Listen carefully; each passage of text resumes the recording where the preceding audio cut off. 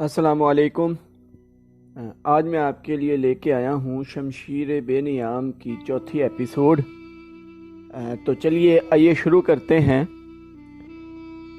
انہیں ایک نظر دیکھوں گا، خالد نے سوچا تھا۔ محمد صلی اللہ علیہ وآلہ وسلم کو غور سے دیکھوں گا، اور وہ اپنے بھائی ہشام کو ساتھ لے کر مدینہ چلا گیا تھا۔ اس نے اپنے ساتھ 4000 درہم باندھ لیے تھے۔ اسے معلوم تھا کہ بنو مخزوم کے سردار الولید کے بیٹے کا فدیہ 4000 درہم سے کم نہیں ہوگا۔ ایسے ہی ہوا، اس نے مسلمانوں کے ہاں جا کر اپنے بھائی کا نام لیا تو ایک مسلمان نے، جو قیدیوں کی رہائی اور فدیہ کی وصولی پر مامور تھا، کہا کہ 4000 درہم ادا کرو، ہم فدیہ میں کچھ رعایت چاہتے ہیں۔ خالد کے بھائی ہشام نے اس مسلمان سے کہا، تم لوگ آخر ہم میں سے ہو، کچھ پرانے رشتوں کا خیال کرو، اب ہم تم میں سے نہیں ہیں۔ مسلمان نے کہا، ہم اللہ کے رسول صلی اللہ علیہ وآلہ وسلم کے حکم کے پابند ہیں، کیا ہم تمہارے رسول صلی اللہ علیہ وآلہ وسلم سے بات کر سکتے ہیں؟ ہشام نے پوچھا۔ ہشام، خالد نے گرج کر کہا، میں اپنے بھائی کو اپنے وقار پر قربان کر چکا تھا، مگر تم مجھے ساتھ لے آئے۔ یہ جتنا مانگتے ہیں اتنا ہی دے دو، میں محمد صلی اللہ علیہ وآلہ وسلم کے سامنے جا کر رحم کی بھیک نہیں مانگوں گا۔ اس نے درہموں سے بھری ہوئی تھیلیاں مسلمان کے آگے پھینک کر کہا، گن لو اور ہمارا بھائی ہمارے حوالے کر دو۔ رقم گنی جا چکی تو ولید کو خالد اور ہشام کے حوالے کر دیا گیا۔ تینوں بھائی اسی وقت مکہ کو روانہ ہو گئے۔ راستے میں دونوں بھائیوں نے ولید سے پوچھا کہ ان کی شکست کا باعث کیا تھا۔ انہیں توقع تھی کہ ولید، جو ایک جنگجو خاندان کا جوان تھا، انہیں جنگی فہم و فراست اور حرب و ضرب کے طور طریقوں کے مطابق مسلمانوں کی جنگی چالوں کی خوبیاں اور اپنی خامیاں بتائے گا، مگر ولید کا انداز ایسا اور اس کے ہونٹوں پر مسکراہٹ ایسی تھی جیسے اس پر کوئی پراسرار اثر ہو۔ ولید، کچھ تو بتاؤ، خالد نے اس سے پوچھا۔ ہمیں اپنی شکست کا انتقام لینا ہے۔ قریش کے تمام سردار اگلی جنگ میں شامل ہو رہے ہیں۔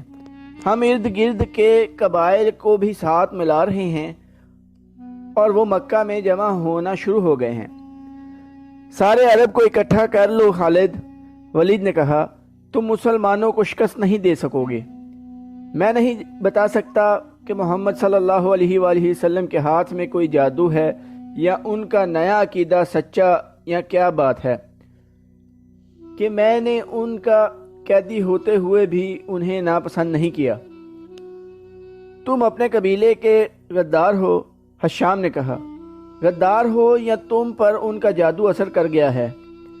وہ یہودی پیشوا ٹھیک کہتا تھا کہ محمد صلی اللہ علیہ وآلہ وسلم کے پاس کوئی نیا عقیدہ اور نیا مذہب نہیں، ان کے ہاتھ میں کوئی جادو آ گیا ہے۔ جادو ہی تھا، ورنہ بدر میں قریش شکست کھانے والے نہیں تھے، خالد نے کہا۔ ولید جیسے ان کی باتیں سن ہی نہیں رہا تھا، اس کے ہونٹوں پر تبسم تھا اور وہ مڑ مڑ کر مدینے کی طرف دیکھتا تھا۔ مدینے سے کچھ دور ذی الحلیفہ نام کی ایک جگہ ہوا کرتی تھی۔ تینوں بھائی وہاں پہنچے تو رات گہری ہو چکی تھی۔ رات گزارنے کے لیے وہ وہیں رک گئے۔ صبح آنکھ کھلی تو ولید غائب تھا، اس کا گھوڑا بھی وہاں نہیں تھا۔ خالد اور ہشام سوچ سوچ کر اس نتیجے پر پہنچے کہ ولید واپس مدینے چلا گیا ہے۔ انہوں نے دیکھا تھا کہ اس پر کوئی اثر تھا، یہ اثر مسلمانوں کا ہی ہو سکتا تھا۔ دونوں بھائی مکہ آ گئے۔ چند دنوں بعد انہیں مدینے سے ولید کا زبانی پیغام ملا کہ اس نے محمد صلی اللہ علیہ وآلہ وسلم کو خدا کا سچا رسول تسلیم کر لیا ہے، اور وہ آپ صلی اللہ علیہ وآلہ وسلم کی شخصیت اور باتوں سے اتنا متاثر ہوا ہے کہ اس نے اسلام قبول کر لیا ہے۔ مورخین لکھتے ہیں کہ ولید بن الولید رسول اکرم صلی اللہ علیہ وآلہ وسلم کے منظور نظر رہے، اور انہوں نے مذہب میں بھی اور کفار کے ساتھ معرکہ آرائی میں بھی نام پیدا کیا۔ خالد کو اس وقت بہت غصہ آیا تھا ایک تو اس کا بھائی گیا، دوسرے 4000 درہم گئے۔ چونکہ قریش اور مسلمانوں کے درمیان خونی دشمنی پیدا ہو چکی تھی، اس لیے مسلمانوں نے یہ رقم واپس نہ کی۔ رقم واپس نہ کرنے کی دوسری وجہ یہ تھی کہ ولید نے رسول کریم صلی اللہ علیہ وآلہ وسلم کو بتا دیا تھا کہ قریش مسلمانوں کے خلاف فیصلہ کن جنگ کی تیاری کر رہے ہیں اور اس کے لیے بے انداز درہم اور دینار اکٹھے کیے جا چکے ہیں۔ خالد مدینے کی طرف چلا جا رہا تھا، اسے افق سے ایک کوہان سی ابھری ہوئی نظر آنے لگی۔ خالد جانتا تھا یہ کیا ہے۔ یہ احد کی پہاڑی تھی جو مدینہ سے 4 میل شمال میں ہے۔ اس وقت خالد ریت کی بڑی لمبی اور کچھ اونچی ٹیکری پر چلا جا رہا تھا۔ احد احد، خالد کے ہونٹوں سے سرگوشی نکلی اور اسے اپنی للکار سنائی دینے لگی، میں ابو سلیمان ہوں، میں ابو سلیمان ہوں۔ اس کے ساتھ ہی اسے ایک خون ریز جنگ کا شور و غل اور سینکڑوں گھوڑوں کے ٹاپ اور تلواریں ٹکرانے کی آوازیں سنائی دینے لگی۔ خالد یہ جنگ لڑنے کے لیے بےتاب تھا اور اس نے یہ جنگ لڑی۔ خالد کا ذہن پیچھے ہی ہٹتا گیا۔ 4 ہی سال پہلے کا واقعہ تھا۔ مارچ 625 عیسوی شوال 3 ہجری کے مہینے میں قریش نے مدینہ پر حملہ کرنے کے لیے جو لشکر تیار کیا تھا وہ مکہ میں اکٹھا ہو چکا تھا۔ اس کی کل تعداد 3000 تھی۔ اس میں 700 افراد نے زرہ پہن رکھی تھی۔ گھوڑ سوار 200 کے لگ بھگ تھے اور رسد اور سامان جنگ 3000 اونٹوں پر لدا ہوا تھا۔ یہ لشکر کوچ کے لیے تیار تھا۔ خالد کو ایک روز پہلے کی بات کی طرح یاد تھا کہ اس لشکر کو دیکھ کر وہ کس قدر خوش ہوا تھا۔ انتقام کی آگ بجھانے کا وقت آ گیا تھا۔ اس لشکر کا سالار اعلیٰ ابو سفیان تھا اور خالد اس لشکر کے ایک حصے کا کمانڈر تھا۔ اس کی بہن بھی اس لشکر کے ساتھ جا رہی تھی۔ اس کے علاوہ 14 عورتیں اس لشکر کے ساتھ جانے کے لیے تیار تھیں۔ ان میں ابو سفیان کی بیوی ہند بھی تھی۔ عمرو بن العاص کی اور ابو جہل کے بیٹے اکرمہ کی بیویاں بھی شامل تھیں۔ باقی سب گانے بجانے والیاں تھیں۔ سب کی آواز میں سوز تھا اور ان کے سازو دف اور ڈھولک تھے۔ ان عورتوں کا جنگ میں یہ کام تھا کہ جوشیلے اور جذباتی گیت گا کر سپاہیوں کا حوصلہ بلند رکھیں اور ان کی یاد تازہ کرتی رہیں جو جنگ بدر میں مارے گئے تھے۔ خالد کو افریقہ کا ایک حبشی یاد آیا جس کا نام وحشی بن حرب تھا۔ وہ قریش کے ایک سردار جبر بن مطعم کا غلام تھا۔ وہ دراز قد، سیاہ رو اور طاقتور تھا۔ اس نے برچھی مارنے کے فن میں شہرت حاصل کی تھی۔ اس کے پاس افریقہ کی بنی ہوئی برچھی تھی۔ اس کا افریقی نام کچھ اور تھا۔ اسے عربی نام جبیر نے اس کے جنگی کمالات دیکھ کر دیا تھا۔ بن حرب کوچ سے کچھ پہلے جبیر بن مطعم نے اسے کہا، مجھے اپنے چچا کے خون کا بدلہ لینا ہے، شاید مجھے موقع نہ مل سکے۔ میرے چچا کو بدر کی لڑائی میں محمد صلی اللہ علیہ وآلہ وسلم کے چچا حمزہ رضی اللہ عنہ نے قتل کیا تھا۔ اگر تم حمزہ رضی اللہ عنہ کو قتل کر دو تو میں تمہیں آزاد کر دوں گا۔ حمزہ رضی اللہ عنہ میری برچھی سے قتل ہوگا، وحشی بن حرب نے کہا۔ یہ حبشی غلام اس طرف جا نکلا جہاں وہ عورتیں اونٹوں پر سوار ہو چکی تھیں جو اس لشکر کے ساتھ جا رہی تھیں۔ ابو اسما، کسی عورت نے پکارا۔ یہ وحشی بن حرب کا دوسرا نام تھا۔ وہ رک گیا، دیکھا کہ ابو سفیان کی بیوی ہند اسے بلا رہی تھی۔ وہ اس کے قریب چلا گیا۔ ابو اسما، ہند نے کہا، حیران نہ ہو، تجھے میں نے بلایا ہے۔ میرا سینہ انتقام کی آگ سے جل رہا ہے، میرا سینہ ٹھنڈا کر دے۔ حکم خاتون غلام نے کہا، اپنے سالار کی زوجہ کے حکم پر اپنی جان دے دوں گا۔ بدر میں میرے باپ کو حمزہ رضی اللہ عنہ نے قتل کیا تھا۔ ہند نے کہا، تو حمزہ رضی اللہ عنہ کو اچھی طرح پہچانتا ہے، یہ دیکھ میں نے سونے کے جو زیورات پہن رکھے ہیں، اگر تو حمزہ رضی اللہ عنہ کو قتل کر دے گا تو یہ سب زیورات تیرے ہوں گے۔ وحش بن حرب نے ہند کے زیورات پر نگاہ ڈالی تو وہ مسکرایا اور زیر لب پرعزم لہجے میں بولا، حمزہ رضی اللہ عنہ کو میں ہی قتل کروں گا۔ خالد کو اپنے لشکر کا کوچ یاد تھا، اسی راستے سے لشکر مدینہ کو گیا تھا۔ اس نے ایک بلند جگہ کھڑے ہو کر اپنے لشکر کو دیکھا تھا، اس کا سینہ فخر سے پھیل گیا تھا۔ اسے مدینہ کے مسلمانوں پر رحم آ گیا تھا، لیکن اس رحم نے بھی اسے مسرت دی تھی۔ یہ خون کی دشمنی تھی، یہ اس کے وقار کا مسئلہ تھا۔ مسلمانوں کو کچل ڈالنا اس کا عزم تھا۔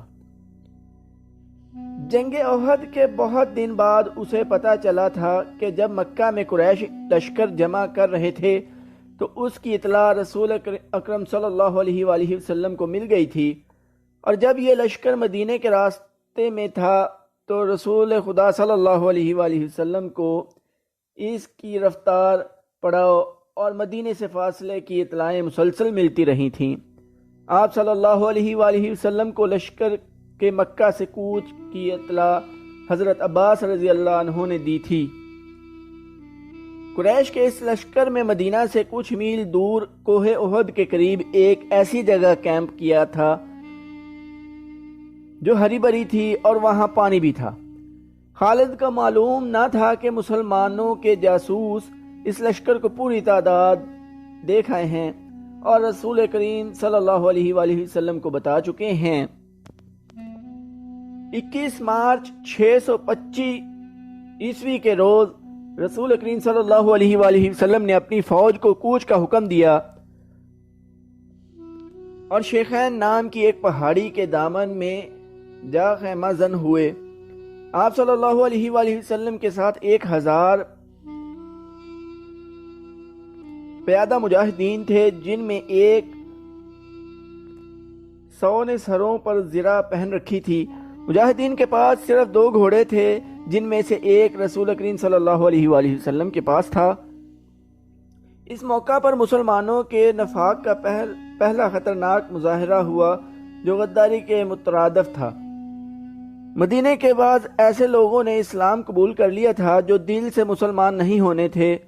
انہیں رسول مقبول صلی اللہ علیہ وآلہ وسلم نے منافقین کہا تھا۔ کسی کے متعلق یہ معلوم کرنا کہ وہ سچا مسلمان ہے یا منافق بہت مشکل تھا۔